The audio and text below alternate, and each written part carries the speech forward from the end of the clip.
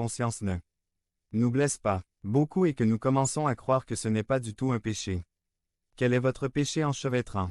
Est-ce un vil génie? Est-ce un esprit critique? Est-ce une langue pointue? Est-ce le profane? Serait-ce une paresse spirituelle? Au lieu d'un péché différent pour chaque personne, l'auteur du livre des Hébreux fait référence à un péché qui nous est commun à tous, le péché de l'incrédulité.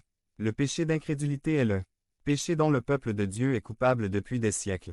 Le fait de ne pas exercer la foi signifiait la destruction du péché pour les Israélites.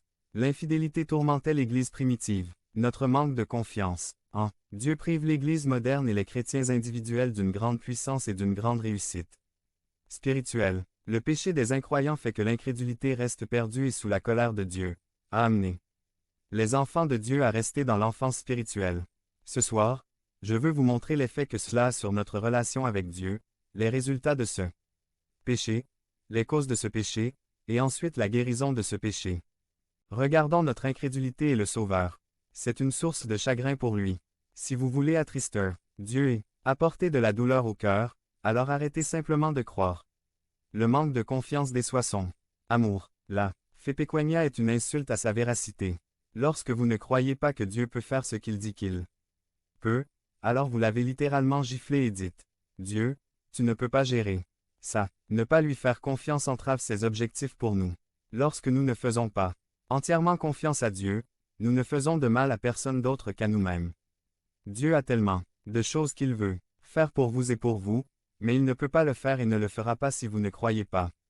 Deuxièmement, je veux que vous voyiez les résultats de cet enchevêtrement de péché. Des dangers imaginaires assombrissent le chemin à parcourir lorsque nous n'abordons pas l'avenir avec foi dans le Seigneur vivant.